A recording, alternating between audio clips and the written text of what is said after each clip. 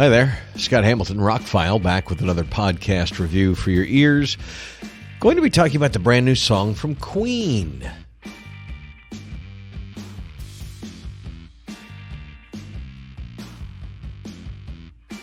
Earlier today, Queen released a brand new song. It's their first one in 8 years or something like that. And it's a song that was taken off the Miracle sessions back in 1988. That album was released in 1989. They have a big box set coming out.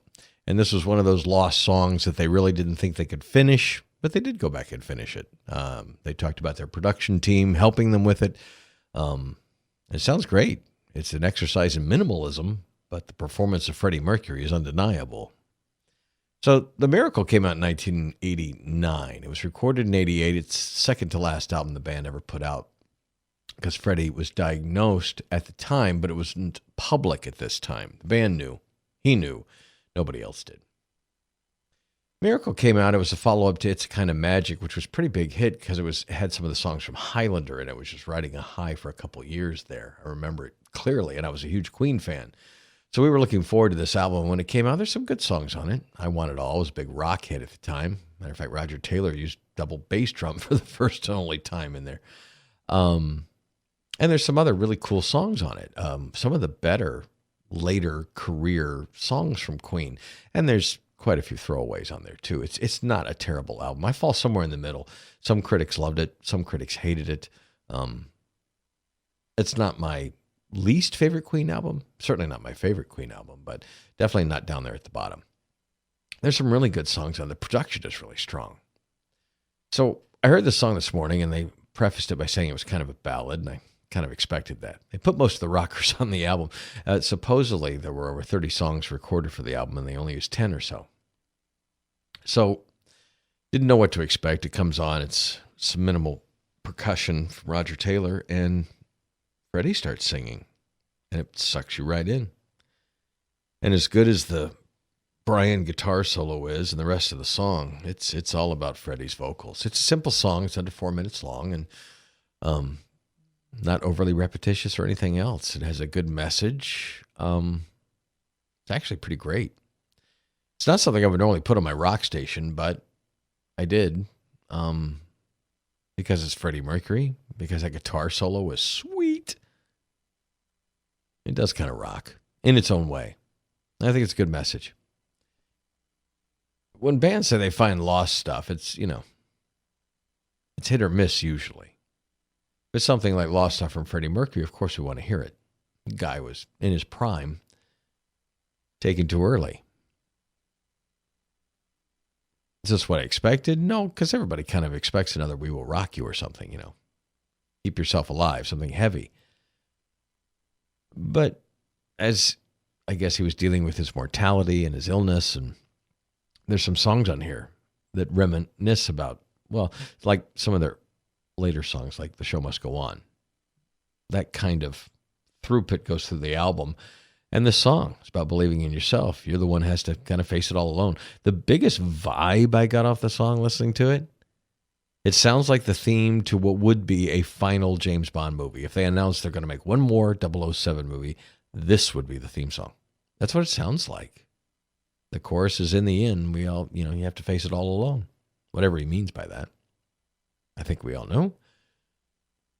But the song is actually positive, uplifting. There's some great chords in it, some typical Freddie, typical Queen production, and but the minimalism. And they just let his voice resonate. In the beginning, he sings a little differently than he used to, and then he gets full Freddie. I think it's great. I've listened to it several times today, and with different ears on. I'm a Queen fan, so the first time I listened to it, I was like, I want to hear a Queen song I've never heard before. That's cool. But then, does it fit? I have an internet station that's a pretty hard rock station. I have an FM station that's pretty classic leaning station that plays new stuff. Does it fit on either one of those? Does it fit on one of our other stations? That kind of thing. It's quintessential Queen sounding. It sounds like something that would have been towards the end of their career as they evolved to this point.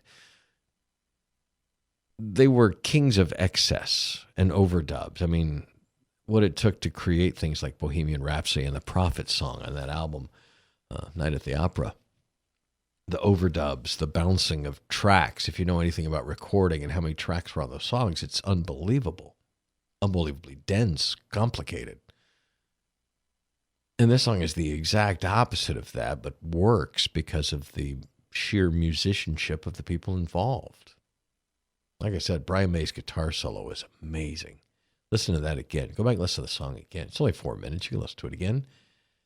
And then hear Freddie's voice, how it changes from the beginning into it. It's a great vocal performance. I could see why they didn't know what they were going to do around it. And then when they finally figured it out, they had to get it out there. It's great Freddie. So the song, as I mentioned, is a lost track from the upcoming box set coming out in November, The Miracle, the Ultimate Edition, or whatever they're calling it. It's an 8-disc box set, 5 CDs, a Blu-ray, a DVD, and a vinyl. An original mix of the album or something. Now, I was going to go into deep how the cost of the box set is a bit much because of the vinyl, but there's only one vinyl in there. How they squeeze the whole album onto one. This was a CD length. I don't think it was ever originally on vinyl when it came out. So it seems like it would be hard to fit the whole thing. It's like an hour long. They can only do, what, 45 minutes on an album, give or take? So box sets need to be separated out. If you give me a Blu-ray, I don't need the DVD. If you give me CDs, I don't need the vinyl kind of thing. Tool and other people have released separate editions of box sets, a DVD version or a Blu-ray edition, a vinyl version or a CD edition. Some of the Marillion box sets, you could buy it on CD or vinyl, but you got the same amount of stuff. That makes sense to me. A box set that has CD, Blu-ray, DVD, and vinyl is a bit overkill, especially if they're redundant. Now, there's only one vinyl in there. That doesn't drive the price up too much. The DVD doesn't cost too much to replicate after they've already made the Blu-ray. I get that. And the 5 CDs have an incredible amount of content. You get what was going to be the sequel album. It's basically instrumental. Freddie never got to sing on it. There's some outtakes, all sorts of stuff. 5 discs worth of stuff. And that song we just heard, the new single, is the first of it. They said they recorded over 30 songs for the album and only used about 10. I don't know that this is a Queen album that deserved that kind of lavish box set, but if they have the stuff, get it out there. I would like to see a box set of The Game or News of the World, Night at the Opera. But the box sets for those, or the special editions, remastered, whatever, had bonus tracks, but not anything. I don't know if there was anything. Freddie Mercury was already diagnosed when this album was recorded. The band knew, but nobody else did. It wasn't public until on the next album. Obviously, some of the lyrics written, especially the new song, dealing with mortality, dealing with what you're going to have to face at the end, kind of thing. Potent stuff. I'm surprised that the song is minimal. I'm sure there must have been there was a lot of conversation today. Brian May saying they didn't know if they were ever going to finish it. They didn't think they could finish it. The production team helped them wrap their minds around it and do it. It's very, like I said, an exercise in minimalism. There's some low drums, some funky keyboards and guitar synth stuff. Freddie comes in, Brian May's guitar solo, kind of minimalizes again, more Freddie, and you're done. It's pretty short and sweet.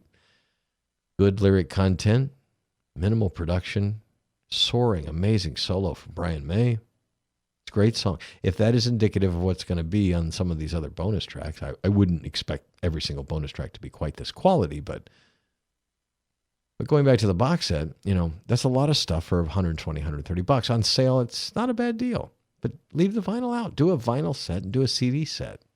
Because I'm sure the vinyl people aren't going to be happy to just get the album and then 5 CDs, or at least 4 CDs of other stuff that they didn't get on vinyl. I guess that would bother me if it was the shoe were on the other foot.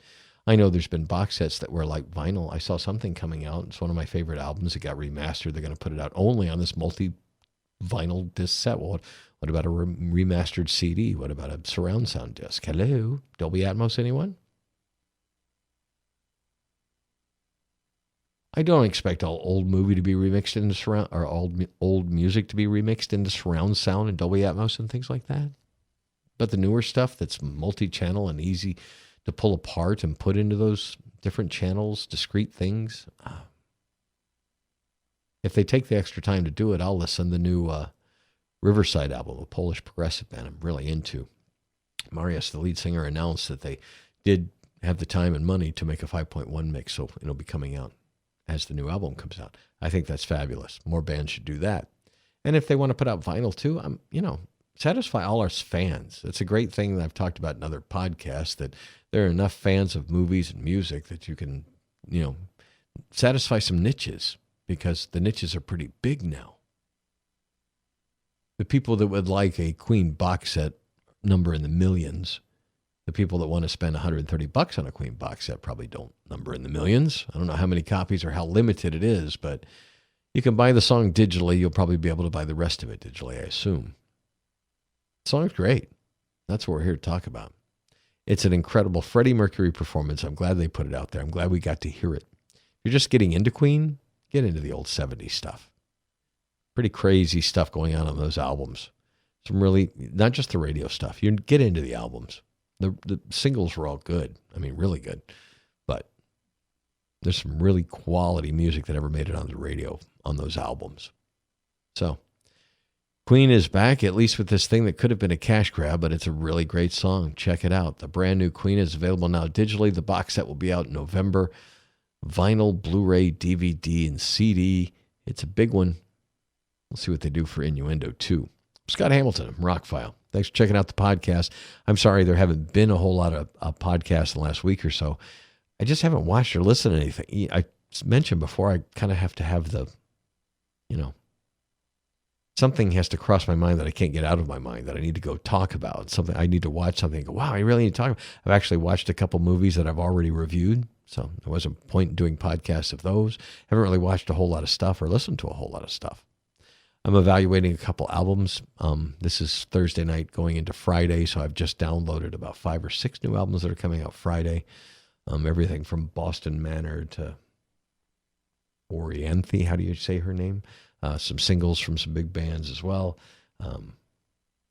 Got the new album from Skid Row. I'll be reviewing that. So I did this week get the new album from Queensryche. I'll be posting a review of that.